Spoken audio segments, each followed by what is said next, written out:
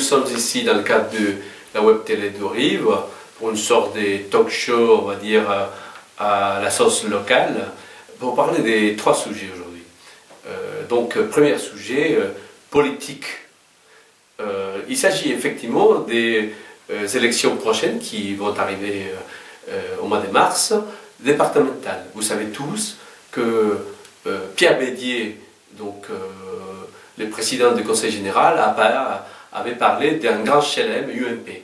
Or, la situation telle qu'on commence à la percevoir, on voit bien que dans les cantons, notamment des Mureaux et Mélan, Michel Vignier, chef des files de PS, fait de la résistance, fait une campagne en souterrain, on va dire, et à mon avis, il y a une petite surprise qui va apparaître dans les mois de mars.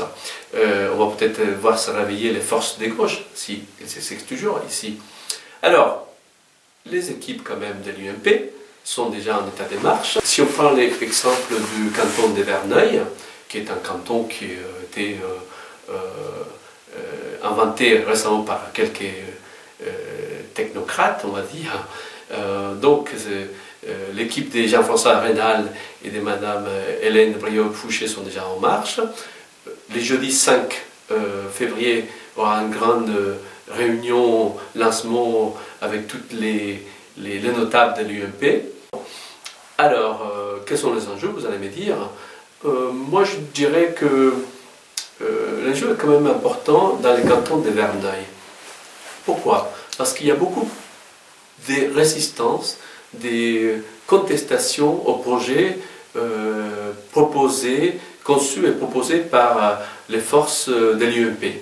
Donc je pense que s'il y a une force intéressante à voir, sera quelle va être la réaction des Verts, des écolos, avec une petite nuance de la société civile.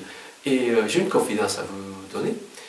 J'ai appris, par des sources sûres, que Ghislaine Séné, donc conseillère régionale, maire d'Évêquemont et par ailleurs conseillère communautaire de la communauté d'agglomération des Seine-Vexin, va se présenter dans les cantons justement de Verneuil. Et il va s'opposer à Raynal et compagnie. Ça va être un beau match, je trouve. Bon, ça c'était pour la partie politique.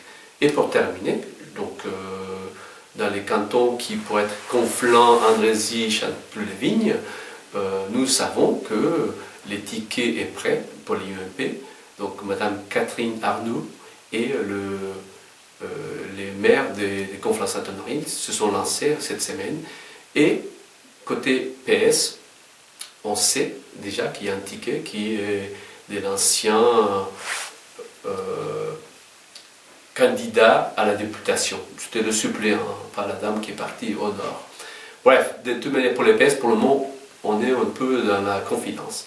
Alors, deuxième sujet que je voulais évoquer avec vous, c'est la mégaglo.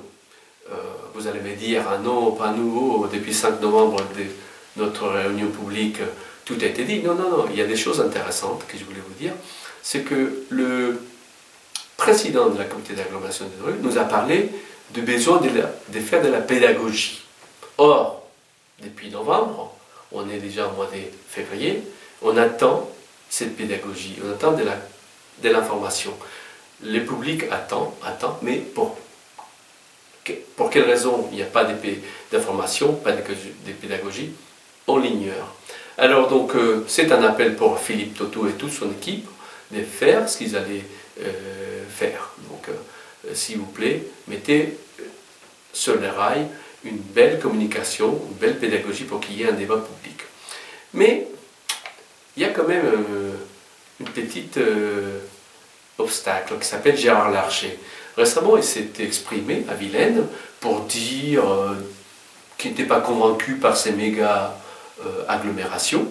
Et sachez qu'au Sénat, aujourd'hui, il y a un projet de loi qui s'appelle NOTRe, je ne sais pas pourquoi d'ailleurs, et ce projet de loi est discuté. Et notamment, il y a une clause très importante qu'il faut savoir, que cette loi va discuter, va préciser ce qu'on appelle les socles de compétences. Autrement dit, quelle collectivité va être capable d'agir et dans quel domaine. Donc peut-être qu'on verra la mégaglo réduite une sorte de, on va dire, coquille vide, hein, si les compétences ne sont pas élargies comme le souhaite Pierre Bédier et ses amis. Ensuite, et pour terminer, troisième sujet, je vous invite pour deux événements importants dans les semaines qui viennent. Notre premier sujet, les portes ouvertes au campus ici à Becherville. Sachez que le campus qui, depuis des années, forme des cadres qui s'occupent des services à la personne, des infirmières et des futurs professionnels de la santé.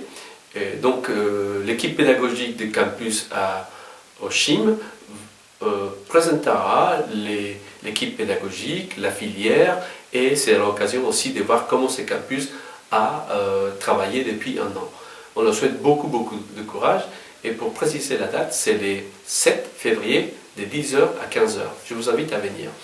Et deuxième événement très important que je vous invite à venir, c'est le championnat de France de cross-country ici à la base de loisirs des Verneuil-Vernier. Évidemment, c'est organisé par les Mureaux et toute la logistique qui va avec, mais comme c'est un événement qui va au-delà de nos frontières, je vous invite aussi à venir et passer une journée intéressante où il y aura 5000 personnes, parmi lesquelles les meilleurs coureurs des fonds et des crosses.